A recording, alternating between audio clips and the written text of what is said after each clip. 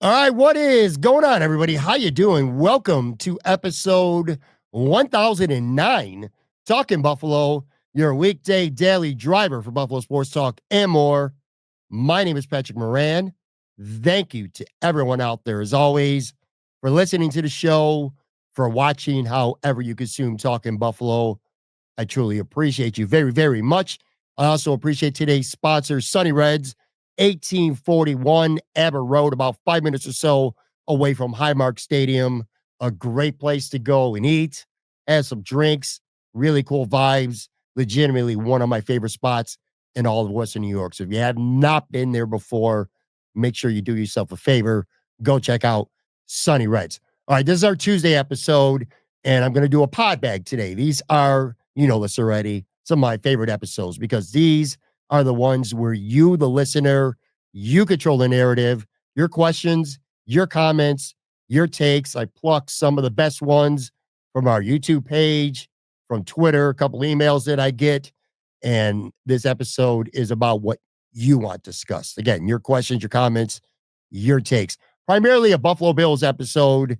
What else is new? But that's just the way it is right now. People want to talk, understandably so. Buffalo Bills. One real quick note, then I want to dive right into this episode. I'm actually recording this on Sunday evening. I'm going to be getting my St. Patrick's Day party mode on Monday. Gonna go out and myself a time, man. I'm not gonna lie to y'all. Probably not gonna be in any condition to want to record a podcast on Monday.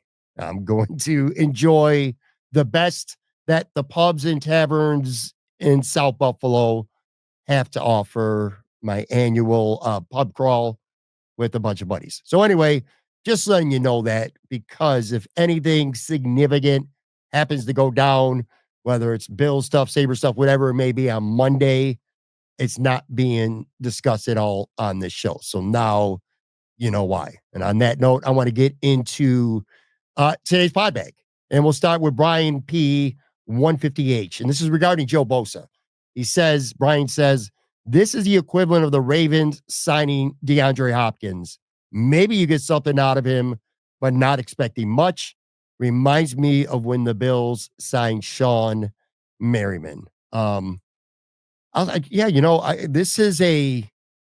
it feels like a true, legit boom or bust when it comes to Joey Bosa. Like, for real. I mean, I think realistic best case, I think the Bills signed themselves a better run defending version of Leonard Floyd, a guy who can get you 9 to 10 sacks. And I say 9 to 10 because I do think his reps undoubtedly will be managed. Load management is going to be a very real thing, I feel like, with Joe Bosa. Think of almost NBA players. Like, if he's banged up whatsoever, I wouldn't be surprised to see him miss an entire game or two. Or, like I said, be used very sparingly. But best case, he does stay healthy. He's out there for 45 to 55% of the snaps. And he gives you that Leonard Floyd kind of production where you know you're going to get between 8.5, 10.5 sacks. But what I think Bosa does better than a guy like Leonard Floyd is I actually think he's a above average run defender. So that's the boom side. The bust side, you just said it, man. He could be a guy like a Shawn Merriman, somebody who was at one point of his career a very good, at times dominant defender who pretty much had nothing left by the time he got to Buffalo. Shawn Merriman, for all intents and purposes, from the injuries, the age, and all that, was pretty washed up when he got to Buffalo. That could be the case with Bosa as well. This has been something he's open about. I thought his press conference, by the way, when he signed with the Bills, I a lot of times a new signee is very vanilla, very bland. They don't really have anything interesting to say, just all the cliches you would expect. But I tell you what, when it came to Joe Bosa, I actually thought it was very upfront, very, very frank. I mean, this is a guy who knows it. He sounds like he knows that he doesn't have a lot of time left in his career. He's just turning 30 years old, but I don't think he's going to be like Von Miller. He's not going to be playing into his mid to late 30s or like a Calais Campbell. I think Bosa knows that his time is limited and that this is his best opportunity to win. I thought, without coming right out and saying it, he pretty much said this was a football decision. He talked about the culture of Buffalo being a town and reminded him of when he went to college at Ohio State. And I believe all that stuff. And I also think, like I said, this was a business decision. The Bills gave him not just an opportunity to win, but probably the most money as well. So that's why he's here. But like I said, boom or bust, he could continue down that injury path that he's had the past few years, where like he's either out of the lineup or he's much less than, say, 100% of what he's capable of, which is not effective. He had admitted last year with the Chargers earlier in the season, he was probably playing, I think he said like around 70% or so. And he wasn't at full health, his healthiest until near the end of the season and in the playoffs, which if you watch the game, you go back and look, he was awesome in that playoff loss to the Chargers.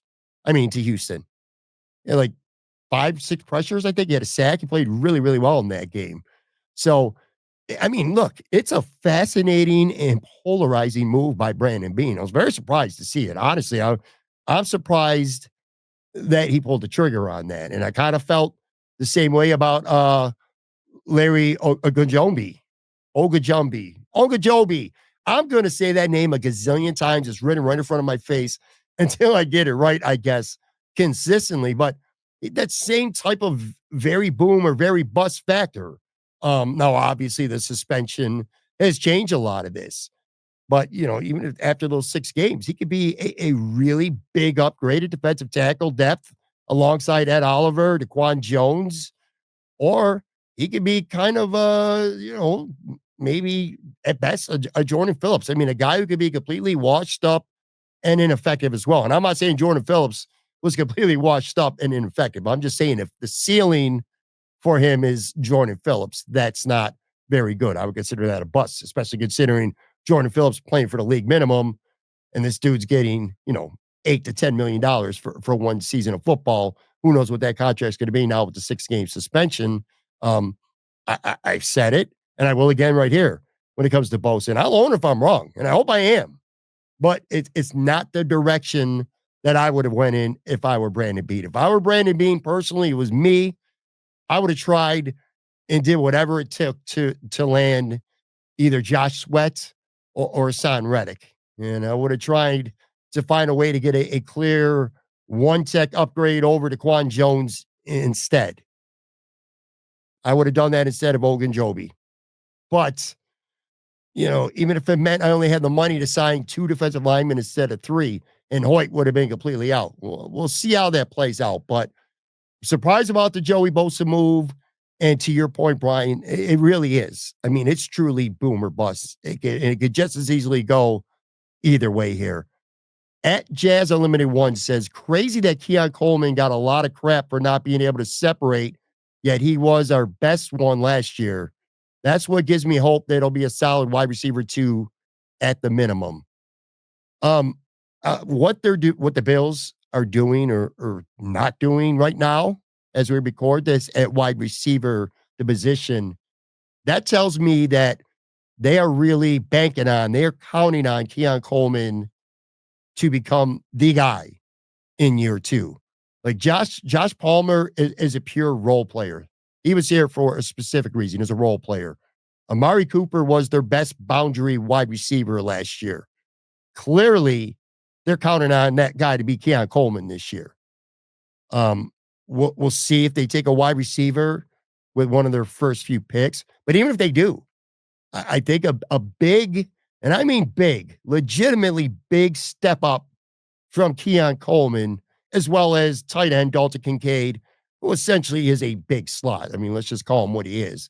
That's what this team is banking on to keep their offense near the top of the heap. It's not about going out and getting big, splashy additions, which at this point, they literally have not done that at all. Again, they've signed Josh Palmer. They're taking a flyer on Laviska Shenault. Same offensive line, same running back room, same tight ends, of course, the same MVP quarterback. But when it comes to pass catchers, I think the formula for the Bills remaining near the top is their own young guys just getting a hell of a lot better. Keon Coleman in year 2 and Dalton Kincaid hopefully will be healthier this year going into year 3. Um, at Christian XV says, Josh Palmer here. Josh Palmer is a 4.52 40 time. His yards after catch last year, 2.6. Watching his highlights, it was catch and fall. Spot Rack had him at around 10 million a year. Matt Collins was a special player with the Bills that also played special teams. Big loss. Palmer to me is not the guy that gets us over the hump. Hope he proves me wrong. All right. Thank you for that, Christian. Josh Palmer's here for a specific role. I think he's much better in man coverage than the other guys on this team. And he does get down the field on throws. I think I saw a stat that he had the third most air yards per attempt of any wide receiver in football. Alec Pierce was first. I can't remember what was second. Calvin Ridley, I think, was second. And then Josh Palmer. So he's here for a role, a specific purpose. I don't think he's here to catch 80 balls for 1,300 yards. He's not here to be a guy, to your point about yards after the catch and things like that, catch and fall. He's not here, I don't think, to be a guy that's going to catch bubble screens and quick hitches to turn upfield and get those yards after the catch. That's more of a Khalil Shakir thing. Maybe that's more of a Curtis Samuel, maybe even more of a Dalton Kincaid thing. Palmer, he's not a star, but I'll tell you what, and I've been, pretty honest with all my assessments with these newbies for the Bills. I like this signing.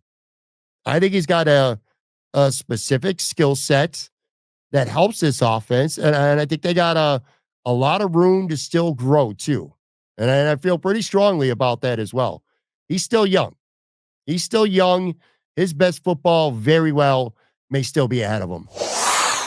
I want to tell you all about a huge event coming up, world's largest 80s party, Saturday night, April 5th at Stolat on Transit Road in Williamsville.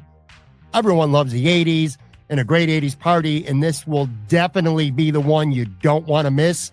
Buffalo Joe Andreessen and Channel 4 news anchor Kelsey Anderson are your hosts for the evening. DJ Anthony from Kiss 98.5 will be in the house, and Nerds Gone Wild takes the stage at 8:30 p.m. There'll be a costume contest. Costumes are not mandatory, but highly encouraged. There'll be tons of cool backdrops for photos and also free parking outside, by the way. The event starts at 7:30 p.m. and $15 get you in the door with a general admission ticket. There's limited VIP tickets left for $75, and those include 3 hours of premium open bar, food all night, your own private area, and admission to the event 30 minutes earlier at 7 p.m. And the best thing about all this is that this 80s Bash is raising money for two amazing charities, for pediatric cancer, for the Shine Gold campaign, and also raising money for Claudia's Club, which helps those with disabilities in Western New York. You can get tickets at Hope Rises Network on Facebook or Instagram, or go to hoperisesnews.com. I can't wait to be there for this event. Hope to see you all there as well. All right, let's continue on here. At Christopher Brzezinski, 6085 says, I'm sad that we couldn't reach an agreement with Matt Collins, but I am stoked about them signing Palmer and Hoyt. Well, yeah, look, see, I just spoke, I should say, on Josh Palmer. And sure, I liked the Michael Hoyt signing. I'm going to be a lot, honest with you. I liked it a hell of a lot more before that suspension news came down on Friday, which, by the way, I mean, we talked about it plenty on the show with Joe from Queens yesterday. Just wild, shocking ass shit to come out of one Bills drive on Friday. 6 games is a long time in the NFL. And a lot of people are blowing it off like it's not a big deal. It is a big deal. I mean, that's the equal to like 29 games in the NHL or the NBA. I thought the arrival of Michael Hoyt may symbol the beginning of the end for AJ Epinesa, but I don't think that's going to happen now.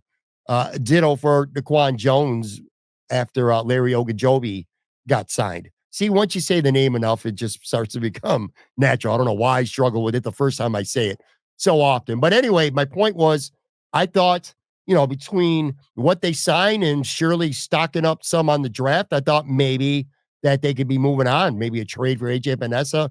Maybe they just cut Daquan Jones over the summer. But with those guys both missing the first 6 games, I really don't feel like that's realistic much anymore. As for Matt Collins, you ain't alone, my guy. Not at all. A lot of surprise. I think a lot of anger for some Bills fans about him leaving as well. I'm very surprised that the Bills didn't offer him similar money to what New England did. And I heard, by the way, that they didn't. Like, I heard that the Bills offer to Matt Collins was significantly lower than what he ended up taking with the Patriots. Clearly, the Bills saw him as just another guy, with a 30 something year old receiver, maybe on his way down. I don't agree. To me, a wide receiver 4 or a wide receiver even 5 with solid special teams ability and a great character for the locker room. I think it's worth 4 to 5 million per year, especially in an era where the salary cap keeps going up. 2-year deal, not a big commitment. If Keon Coleman gets hurt or doesn't step up for whatever reason, I thought he was a guy that you could count on. You kind of know what you were getting with Matt Collins. So sure, going back and again, being objective in how I feel about the Bills offseason to this point, there's been some hits. And one of the misses, in my opinion, was definitely not bringing back Matt Collins. I would have done that. One more before we get to a break here. And this is an interesting one because I see this an awful lot. Bills at Bills Mafia Experience, a very faithful watcher of this show, comments a lot on YouTube. Appreciate him very much. Anyway, he has this to say about James Cook. He says James Cook is worth more than a mid-round pick. He should be worth at least a second, perhaps a high second. If he remains demanding of ridiculous money, twice what he's worth, the Bills could parlay him and say our 30th overall pick into a top 12 to 15 pick, perhaps. Now you're getting a blue chip player. James Cook is not a top 5 back. He is perhaps a top 8 or a top 10 guy. He cannot pass block, cannot get over the 50% snaps usage mark. He is a great rotational back.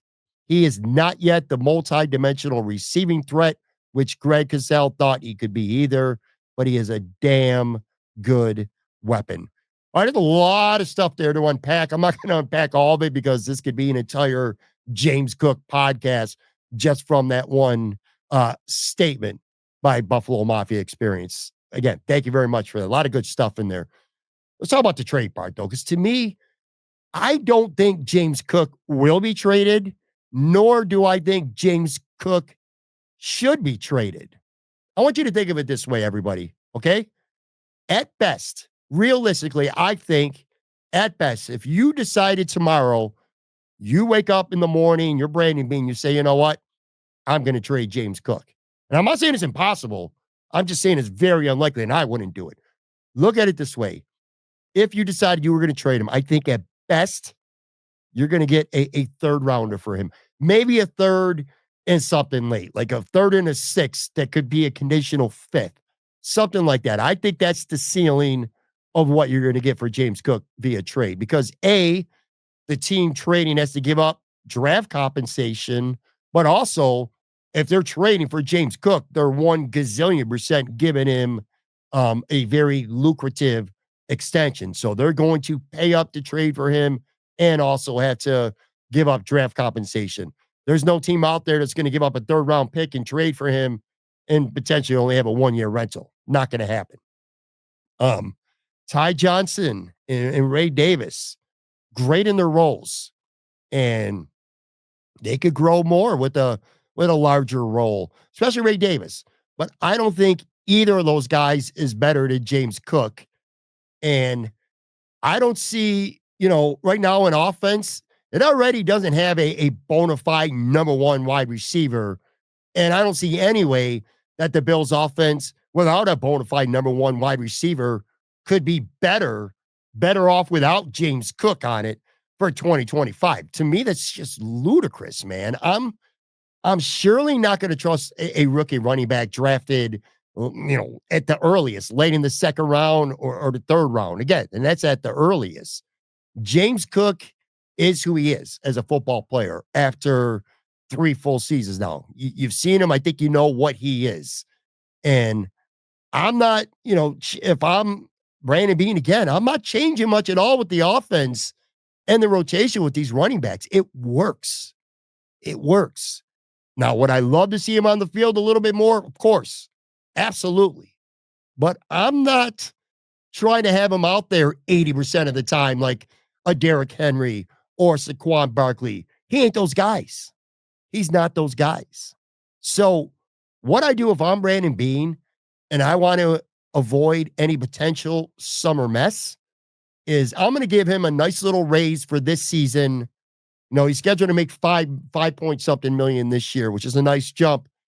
Get the way the salary cap is constructed going from year two to year three. I'm sorry, year three to year four.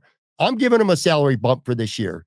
And maybe if it takes telling him, I'll tell you what, accept this raise for this season, and we're going to agree to not franchise tag you. If we can't get an extension done, we're going to let you hit the open market after this year if we can't re-sign you before that. And then if he leaves in 2026, and let's say a team, pick one, I don't care, Chicago, Jacksonville, name a team, don't even matter who it is, but if he leaves and someone else pays him that kind of huge money, $15 million a year that he's seeking on the market, even 12 to 13 million a year that he's seeking on the market, great. Because guess what? You end up getting a comp pick that's probably that third round pick that you'd get by trading him this year before the draft anyway, right? That's the way I'm looking at it. Let him play out this year. Let him leave if that's, I don't want him to leave. I want the Bills to extend him. I think it would be a mistake to not keep your best players. And there's not a lot of guys on the Buffalo Bills that are better football players right now than James Cook. So I certainly would like to see the Bills extend him. Find some middle ground, I would hope. But anyway, my point was, don't trade him. And if he leaves after this season, you're going to get that comp pick back almost certainly. And this is the biggest thing, folks. Guess what? I'm trying to win a Super Bowl this year. If I'm the Buffalo Bills, we keep talking about not wanting to waste prime years of Josh Allen's career. It's already hard enough when they're doing it with a collection of number 2 to 3 wide receivers as a unit. There's no number 1 on this team. Fine. They don't need that. They proved that last year. But they need all 3 of those running backs. They all have big roles. I'm in win now mode. I'm trying to win a Super Bowl this year. And I don't think you get there by trading maybe your best weapon on offense that's not named Josh Allen, who unlike Stephon Diggs last year is very much just getting into the prime of his football career. Like James Cook is who he is, and he can still get better. The vision he runs with, the conviction he was running with, the way he was hitting gaps, one step, bam, up the field, having that speed to bust one to the outside and take it to the house, the way he was finding the end zone. He catches the ball out of the backfield well. I think he could be better at that still, but he's a weapon coming out of the backfield as well. He can't pass block worth shit. And because of that, he ain't going to be playing 70 to 80% of the snaps. It's just never going to happen. But that doesn't mean when he's on the field, the Bills are a better offense. He's worth the money because the product is much, much better when he's on the field. And again, he's a guy who's just getting into the prime of his career. So I think it is just absolute crazy talk right now. People wanting to trade James Cook. Even if this ends up being his last year, don't trade him. Let him walk and go get that comp pick. Take a quick break. Come back on the other side. Plenty more will start flying through.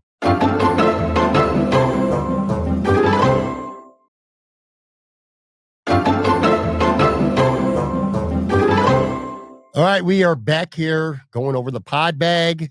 This is the episode where you control the narrative. Your questions, your comments, your takes. I plucked some of these from YouTube, from Twitter, a couple via email. Some really good ones here. Let's continue. Eric says, do you think the Bills still have a shocking move in them? I mean, a trade at this point would be the only thing that would constitute shocking. The unrestricted free agent market is drier than the Sahara Desert right now. Shocking move was probably just came last Friday with the 2 suspensions with Michael Hoyt and Ogunjobi. Big moves or big things to happen. And I thought Brandon Beane was pretty transparent in saying, the market is dried up with free agents. And had he known, he probably would have made both those moves. He knew about Michael Hoyt. So he pretty much was admitting, had he known about Larry Ogunjobi, that he would not have made that move. But what's done is done. Anyway, to your point, I wouldn't bet on it, but you never know. I mean, maybe a one-tech defensive tackle. Although the Bills might not be looking for a true big space-eating, run-stuffing, one-tech big tackle. That might not be what their philosophy of defense is going to be going forward. I don't know. But trading for a defensive tackle, especially in light of what's happened. Um, Trading for a corner, I don't think there's any signings out there that would constitute a shock. As of this recording, Dane Jackson's been their big free agent corner signing. Maybe that changes soon. I don't think anything they did would be shocking, but a trade, a Jair Alexander trade or something like that, that could be shocking. Or if you really want to rock the boat on offense, you go to the Saints and you go trade for like a Chris Olave or something like that. I mean, I guess there'd be candidates. So not shocking, but the biggest moves the Bills could have left in free agency period would be their own. Just like before free agency started, locking up Shakir and Bernard and Groot and ultimately Josh Allen. That was a great way to start things. Maybe a great way to wind down would be to find extensions for Christian Benford and Connor McGovern. That would be ideal. Matt in Cleveland says, thinking the Bills are going cornerback round one. Trey Amos fits the profile. It's their most obvious need, in the Bills like their round ones to make an impact. Defensive line doesn't make sense at 30 with the free agents they brought in at this point in a draft where the talent at 30 is as good as 62. All right, thanks for that, Matt. Obviously, too, defensive line probably makes a lot more sense considering the fact that two key guys in their rotation are going to miss a third of the regular season. So, it's an opportunity for a drafted defensive line rookie perhaps to get on the field quicker. I'll tell you this too. In terms of prospects, like you mentioned, Trey Amos, I'm getting ready to start nosediving in the prospects for at least a few hours every morning. Kind of the process I start right around now, where I get up and I focus on some positions and I watch highlights and read up and study up on as much as some of these prospects as I possibly can. By the way, we're going to have 6 weekly Bills 7-round mock drafts every week on this show, starting Thursday, March 20th, actually this Thursday, going all the way through the draft. So 6 weekly 7-round Bills mock drafts you'll find here on Talking Buffalo. But anyway, cornerback right now sure seems like the most logical choice. Although you can make an argument that a really good defensive tackle could come in and start ahead of Daquan Jones on day one. Brandon Beane has done a good job of having enough starters, on this team right now that it doesn't feel like he has to automatically reach for the draft. And you certainly don't want a 2022 situation where he felt he had to take Kyrie Elam because he was the last graded cornerback they had around that area of the draft. Obviously, that did not work out. At Mazvids, another regular watcher of this show and frequent commenter, unpopular fact, in the Baltimore elimination game, yes, every playoff game is an elimination game, just as the Ravens. They got eliminated. Damar Hamlin with his strip sack of Jackson, his open field tackle on Henry to save a touchdown, and his multiple tackles of Henry at or behind the line of scrimmage was more instrumental to the Bills advancing to the AFC Championship than Mr. MVP Josh Allen. Facts is facts. Hamlin isn't a first-team All-Pro, obviously, and neither is Allen, but he was extremely valuable in Buffalo's run last season. They don't beat Baltimore without him. If he's the third or fourth safety on the team, we're in good shape.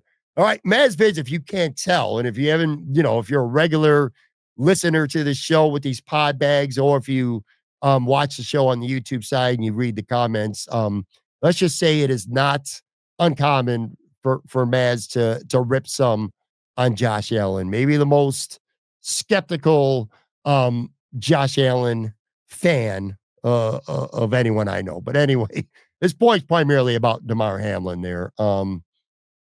Look, I'm not a huge, when it comes to push and shove with Damar Hamlin, you know how I feel about it. Look, Damar Hamlin on the roster is fine. I agree with you there. Him starting is not fine. All right. And I don't want to be a hater here. And I don't know I sound like it all the time when I talk about Damar Hamlin. But you said facts are facts. You said he had a strip sack on Lamar Jackson. He did not. All right. He had him by his ankles, and Lamar just flat out dropped the football. All right. I mean, look, he did play well in that Baltimore game. I will say that. I'm going to give him credit where credit is due. Damar Hamlin, that play was actually that wasn't even one of his best plays of the game, even though the fumble happened on that play. You're right. He had some pretty key tackles. He did save a touchdown. He did have some tackles near the line of scrimmage. I'm going to give him credit for where it's due. And he had plenty of perfectly fine to good games throughout the season.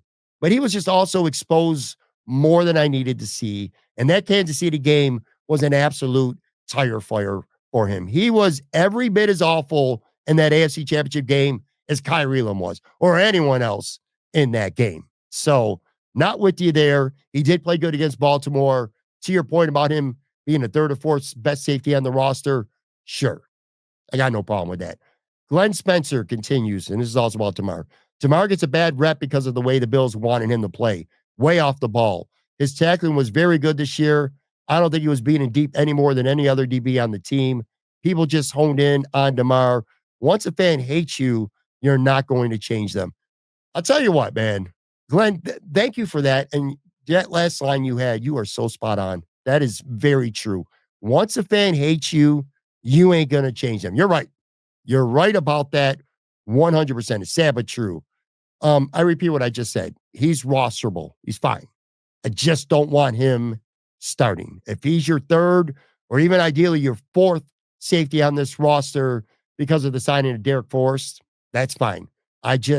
Sean McDermott loves him. There's a couple guys on this team I just feel like he's in love with, and Damar Hamlin is one of them.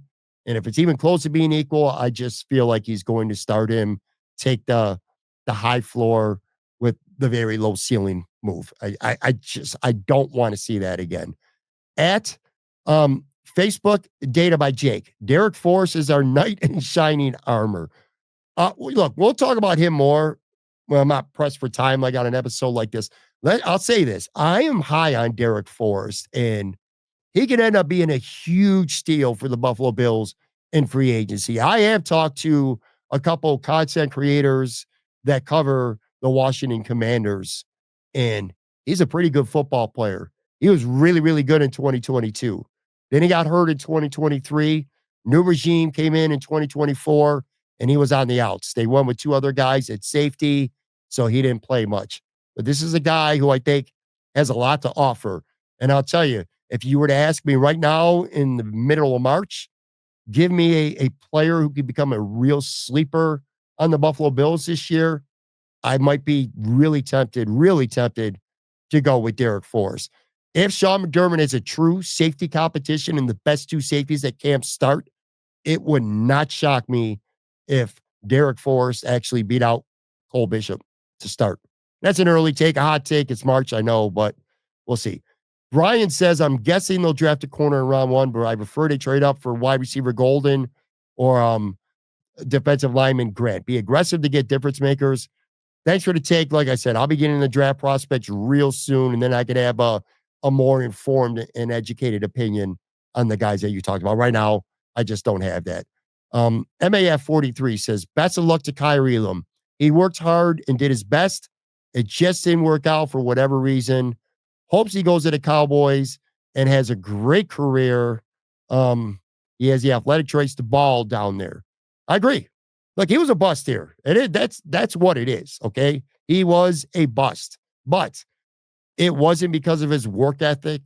Wasn't because of his attitude. He seems like a really solid young man. And he said the right things. Even after getting traded, he thanked Buffalo in a very profound and authentic way. I'd love to see him flourish in Dallas. You never know. Hey, sometimes a change of scenery actually works. Jordan Poyer was kind of the same in Cleveland. He wasn't a first round draft pick, but Jordan Poyer was nothing to write home about in Cleveland. Very meh. Then he came to Buffalo and became one of the best core players on this football team. Look what he became in Buffalo. Who knows? Maybe Kyrie Elam could go to Dallas and he could become that. I hope he does. Bob Cross 6114. You know you're an idiot, right? Yes. Yes, I do. But sometimes I forget. So thank you for reminding me there. A couple more here. You can tell we're just about at the end. Philip Gibson 9091 says, Cover One really knows her stuff. If I'm looking for info, the deep dives is Cover One and Locked On Bills.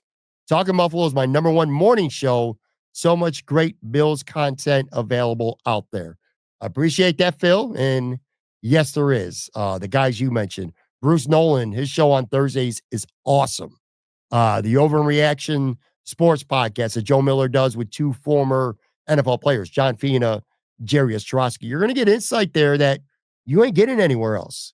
These are guys that played in the league for a long time. So these they look at film, they see tape, and they see things a lot differently than you and I do. That's a fact. So they're very good as well. I love the Rock Pile report too. Some really entertaining shit. Drew is one of my all-time favorites. Crazy bastard he is. Took a shot at me on his show last week, just joking around, kind of funny about me overreacting about the Bills' slow start the free agency, but that was some funny shit. Yeah, I love those guys. Plenty of others too, man. Just really good stuff out there. No shortage. Last one here. Suzette said, I can't understand why Sean Dolak got no invite to the Senior Bowl or to the Combine. He was a first-team All-American, did everything on the field a player can do. He also crushed his pro day. Small-town bias.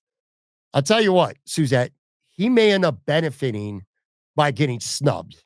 First of all, it put even a bigger chip on his shoulder. And I've gotten to know Sean. He already has a chip on his shoulder as it is. He's already one of the more hungry, driven young men you're ever going to be in your life. But anyway, I think it might benefit him. He had more scouts and eyes solely on him at his pro day. If he did what he did at the Combine, it would have been just another good day for just another linebacker, I feel like. He ran a 4.55 unofficially, 4.55 40, which would have been the sixth fastest of all linebackers at the Combine. And his bench press 25 at 225 was third of most linebackers. Now, obviously, his productivity in college was off the charts against some pretty good competition. Plus, UB's kind of become a pretty solid pipeline in recent years, with the NFL. Starting, of course, with Khalil Mack. I mean, there's a handful of you former UB Bulls on the Buffalo Bills right now. I don't know what the scouts. I don't know what they have against him. The Italian evaluators. He's 6'1", 225. That is definitely, on the smaller side for sure. The fact that he's been snubbed leads me to think he could get snubbed at the draft again. But I think a team would be absolutely insane to not take a chance on him, especially once he gets to day 3 with the later rounds. I'll tell you this, with much respect to my guy, Buffalo Joe Andreessen, what a great story he was coming out of UB and making the Buffalo Bills this season, like out of nowhere. Awesome story. I'll tell you this, Sean Dolak was and I mean way better at UB than Joe Andreessen was. So we'll see how things play out, but I like Sean's chances, whether he gets drafted or not. However it plays out, I like Sean Dolak's chances of being somewhere in the NFL, come this fall. And of course, it would be great if it was in his hometown of Buffalo. Anyway, all right, that's going to do it for this episode. It was pretty solid, man. I enjoyed those takes a lot. I get fired up about the James Cook stuff because I just think it's lunacy to want to trade him for a late day 2 or early day 3 pick. He's too good of a football player. He makes your offense a lot better. And if your goal is to have the best players on the field this year, try to win a Super Bowl this year, short of being able to fleece another team in a trade where then you got to pull the trigger, it just doesn't make sense to me. It just doesn't. Anyway, all right, I'll be back. Matt Warren from SB Nation joins me tomorrow. Plenty coming up with Matt. Talk to you then.